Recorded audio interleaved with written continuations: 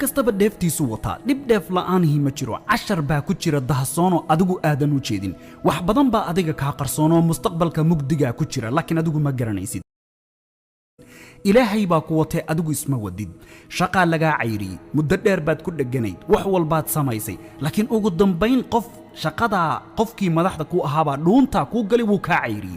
waa laga fuji waad ka faqi weydi wax walbood ku tagi lahayd bal lagu tus waa tagi weydi laakiin ugu dambayn waa laga fuji waa laga cayri haka dulooyin waxa dhici karta ilaahay sababta uu kaaga fuji inay tahay shaqada shaqa ka fiican in lagu soo wado waxa lagu arkay qof taya sareeyo oo himadiisu sareysa in aad tahay laakiin Allah subhanahu wa ta'ala qalbigaagu u jeeda wuxuu arkaa waxa aad damacsan tahay wuxuu ku jeeda ciriirka aad ku jirtay waxa dhici karta dhibaato inay shaqadaas kugu haysay hadii laga cayriyo mid ka wanaagsan baa ilaahay subhanahu wa ta'ala ku siinaya rajadaada dhinaca wanaagsan ka dhig hadii laga cayriyo rabbigi shalay ku siiyay wali waa nool yahay waad helaysaa hadii guurkaagii uu burburayo uu furin ku dambeeyay rag iyo dumarka doontid banaqo waxa laga yaabaa waxa wax ka wanaagsan oo Allah subhanahu wa ta'ala ku soo wado qofkii ka tagay ama qofkaad ka tagtay mid ka wanaagsan baa laga yaabaa in lagu soo wado noloshaada la soo geliyo qiimahaaga fahma qadarkaaga fahma ku xushmeeya jacaylka mudan tahay ku siiya sida aad rabtid ku yeelaya raali aad ku too ku diganto qalbigaagu xasilooni ku dareemayo ma ogid waxa mustaqbalka adiga kugu jira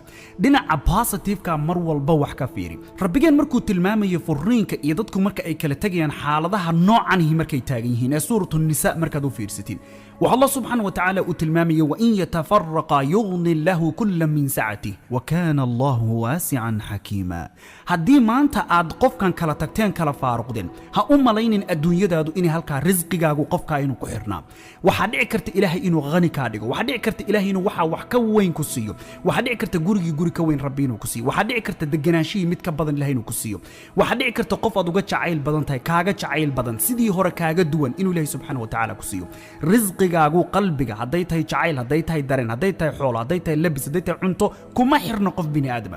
naftaadu marna yeesan hoos isu dhigin waayo cidda aad ku xiran tahay waa Allah rabbi haday naftaadu ku xiran tahay waxba kaama lumayaan waxba kaama qasaarayaan qofka bini aadamka ee og inuu rabbi leeyahay ma quusto xaalad kasto soo marta dunida sida Soomaalidu tiraado wixii cusub caalamka jecel taa shaki kuma jiro anigi adigu waa ka simanahay taa hadii maanta la yiraahdo baabuur cusub lagu siiyo waan rabaa guri cusub waan rabaa shaqo cusub waan rabaa maanta qofina kamidoo diidaya taa ma jiro haddaba tusaale haddaan ku siiyo maanta hadii adoo wasakh badan oo qashin kugu yaalo oo dhiiqa korkaaga ka buuxdo waa iska tusaale ha u malayn adiga dhiiqa ka buuxdo kaan buuxdo waan ku jeedaa dhinaca kale laakiin kama wadataa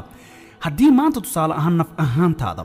adoo dhiiqa ka buuxdo wasakh ka buuxdo gurigaaga aad timaadid ma qubaysan lahayd mise barafuunaad iska buuxin leedo joodariga tagi lahayd ma tagteen fadhigana kumaad fariisateen sax wad isnadiifin lahayd wad qubaysan lahayd dhar cusub baad gashan lahayd ka bacda barafuun isku buufin lahayd sax taa ma isku diidanahay waa maya haddaad aragto qof taa sameynaya waxaad leedahay waa waalan yahay taa waa isla qiraynaa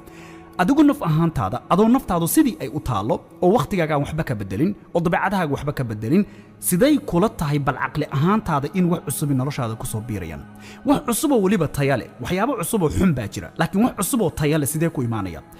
shaqay kaaga baahan tahay taasu hadii aad horay u jiiftay maanta hurdada ka kac hadaadan u dadaalin oo dan u kicino u shaqaynin ogow iskama imaanayso qof kastaba waxa riyadiisa maanta ku weyn shaqo fara badan oo adag baa ka xigta dadkuna meesha isku dhaafeen waa halka shaqo cusub miyaad rabtaa raadi ma guri baad rabtaa inaad gadatid lacag u ururso qof isku filan oo kaaftoon ma rabtaa inaad noqotid hal abuur ganacsi lahaw bini aadamka ha u shaqayn naftaada u shaqeen adigu madax isu noqon xor dhamaystiran markaasaad noqon kartaa laakiin inta qof bini aadam aad hoos imaanayso u shaqaynayso shaqaale tahay way adag tahay noloshaada isku filnaansho dhab inaad gaartid haddaba waqtigan maanta taagan tahay warqadda mashruuca cusub ee noloshaada saxiixa ku duldhig taariikhda iyo waqtigana ku qor go'aankii aad ku socodsiin lahaydna lahaw qof aan go'aan adag lahayni meel ma mari karo qof aan fikirayna waa qof aan hadaf lahayn